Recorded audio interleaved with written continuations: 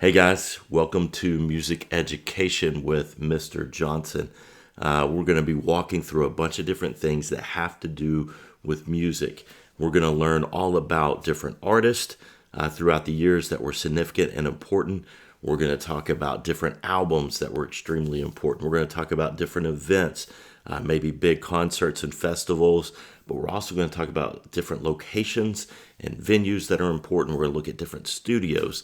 We'll even talk about different instruments, specifically concentrating on some songs, albums, all this kind of stuff. We will explore every kind of genre that we have time to dig into. But today, as an introduction, I think what we need to do is start with the idea of how was music, especially before now, how was music delivered to people? What kind of mediums or medias did people use? Today, we're going to talk specifically about medias and mediums that were actually physical copies of something.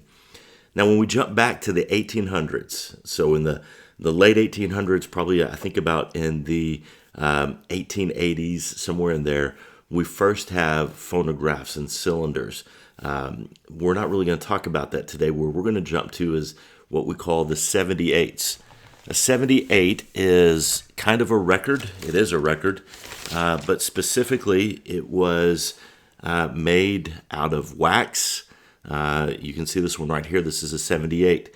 It was made out of wax. The problem, there were some benefits of it, is that people were able to have things that would play this. They had record players that could play this at their house. And it became a way for people to put music on a disc that could be delivered into homes people could buy pretty cheap. Some of the negatives about it, though, is this only would hold less than 3 minutes of sound. So that wasn't very practical. On here, there are 4 songs on this, on the front and back. Actually, there's only 3 on the front and back. So there's only 3 songs that we're able to put on this record. But this lasted from the early 1900s until the 1940s. That was kind of popular. And then in the 1940s, we had 2 types of albums that came out. The first, or actually the second, but the next in size is a 45. So you have the 78. That's how many times on a record player that it spun in a minute, 78 times. This is a 45. A 45 is also very short, only holds about 2.5, 3 minutes, something like that. What's interesting about the 45s is they actually weren't popular for a long time, or let me rephrase that, they were out for a little bit, and then the 33s came out. We'll talk about the 33s in a minute, but these would hold only a few songs on them. What's really interesting about the 45 is it really probably ushered in the rock and roll era for a couple reasons. Number one, these 45s were pretty cheap. Young people, youth, could buy them at record stores for not very much money. They could take them home, listen to them. You would have 1 or 2 songs that you would like, and you could collect a bunch of records. The other reason it really spawned the rock and roll generation is because it actually made popular, it made popular the jukebox. So these jukeboxes would be in restaurants and different establishments, and people would listen to this different music. So this became a way that rock and roll and other young music became very popular. We'll reach back here on my record player. This is a 33. Now the 33 is really what you probably know most about if you have any records or that sort of thing, because it holds the most amount of music. It holds about 40 to 45 minutes of music. Now, this one isn't very old, as you can tell, because it's actually colored. We didn't see colored disc until quite a bit later. It is kind of a popular fad now for people to make colored discs to put out. Now, the 33 with about 40 or 45 minutes, what you had were longer records, and they became what became as known as albums, right? Now, here, I'm going to stop. I'm going to pause. I want you to hear me say this. This is very important. You should listen to whole albums. You should listen to whole albums. It's important to listen to whole albums. When you listen to one song, it's like reading a chapter of a book. When you listen to a whole album, it's like reading a whole book. So these albums on 33s were 40, 45 minutes long. More songs could be put on there. One of the reasons they first became popular is because people were listening to whole symphonies or compositions by classical composers and that sort of thing. That's why they became popular. In that now you have whole albums. That's kind of what solidified the length of an album. The next main popular type of media we had was actually the 8-track. 8-tracks were not popular for very long. What's interesting is a lot of people had 8-track players in their car, so the 8-tracks hung around a lot longer than they should have. They were clunky, but at least the good thing about it was you could put it in your car and you could take it different places. The next medium that became pretty popular for a long time was the cassette tape. Here is one. This is actually a B.B. King tape. This is the actual tape right here. Great things about tape were they were very convenient. And this spawned, like we talked about the 45 spawning, the jukebox generation and that sort of thing. Cassette tapes spawned what we call the Walkman generation. A Walkman was literally a tape player that you could put on your waist or that sort of thing. And that's when people started using headphones and using them when they were out and about.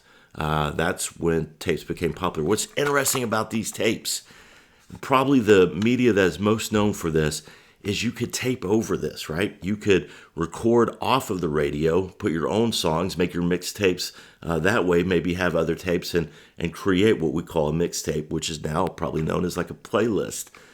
This popularized that. By the way, little known fact, or to you it's a little known fact, what we used to do, you may have a factory tape like this. This right here, there's a little tab that is punched out. That kept it from being taped over, right? You could not record other stuff on it when that was punched out. But what we would do is we'd take tape and put over these. So then you could record over something. Maybe you had a tape you didn't like. Here's a little known fact about me. One year I got a Backstreet Boys tape for Christmas.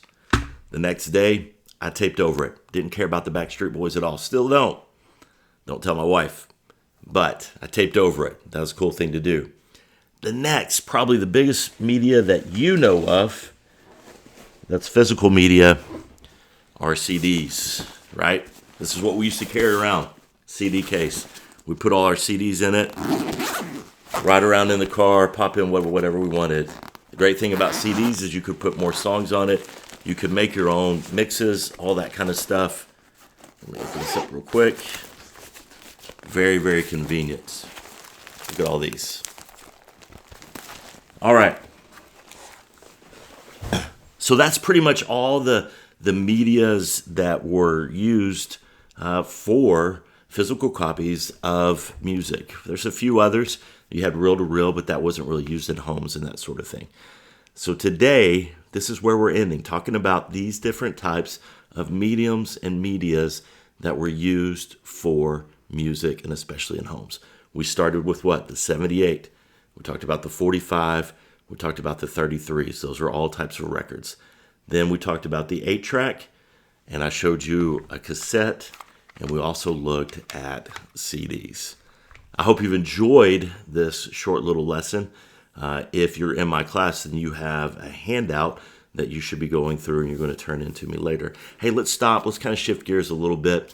One of the things that we kind of want to talk about is maybe just kind of like an inspirational thought or something. And this morning I want you to think about this, or today I want you to think about this.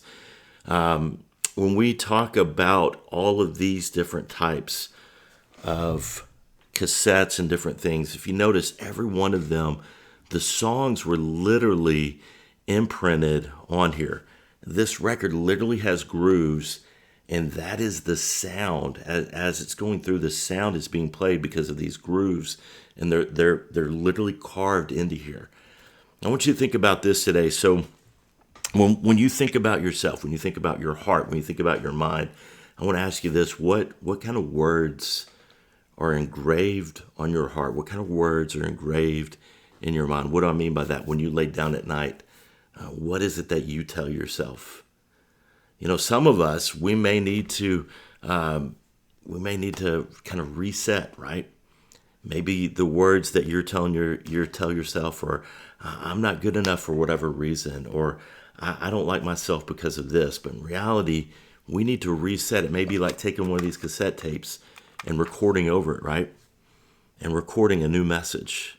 I do want to tell you, I want you to understand this, and I mean this with all my heart. You are valuable. And I want to tell you this also, you have a purpose.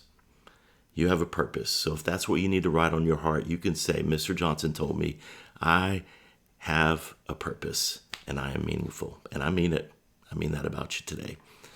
All right. Hey, listen, go and love your neighbor. Take care of yourself and be the good in the world. Can't wait to see you soon.